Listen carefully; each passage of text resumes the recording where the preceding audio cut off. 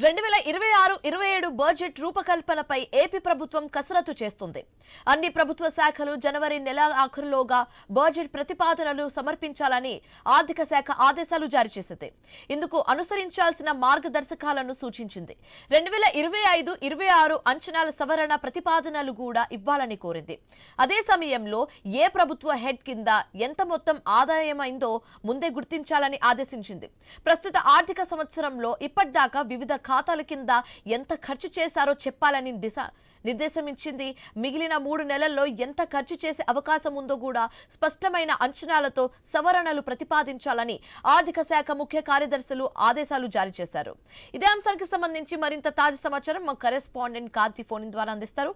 కాంతి, వచ్చే ఆర్థిక సంవత్సరం 2026-27కు సంబంధించి రాష్ట్ర బడ్జెట్ రూపకల్పన పైన ప్రభుత్వం కసరత్తు మొదలు పెట్టింది.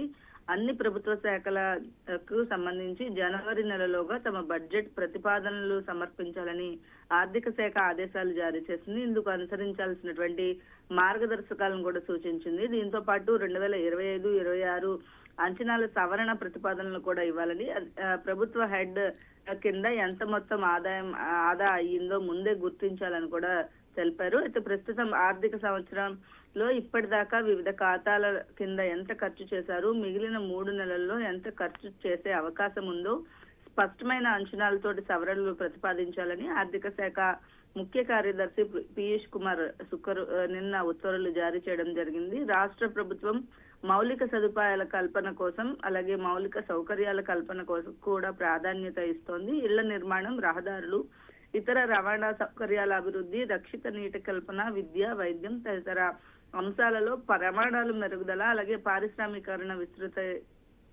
విస్తృతిని దృష్టిలో ఉంచుకుని మూలధన బడ్జెట్ ప్రణాళిక రూపొందించాలని నిర్ణయించారు. పబ్లిక్ ప్రైవేట్ పార్ట్నర్షిప్ భాగస్వామ్యంతో పాటుగా కేంద్ర ప్రాయోజిత కార్యక్రమాలు, రాష్ట్ర అభివృద్ధి ప్రణాళికలలో అమలయ్యే పథకాలు, నాబార్డు, హడ్కో సాయంతో చేపడుతున్న పనుల గురించి కూడా ఏవైతే అన్ని కూడా వివరాలు అందించాలి. వివరాలన్నింటినీ కూడా సమగ్రంగా సమర్పించాలని ఆదేశాలు జారీ చేసింది. ఈ నేపథ్యంలో 2026-27కు సంబంధించినటువంటి రాష్ట్ర బడ్జెట్ కల్పనకి పైన ఆంధ్రప్రదేశ్ గవర్నమెంట్ ఫోకస్ పెట్టింది.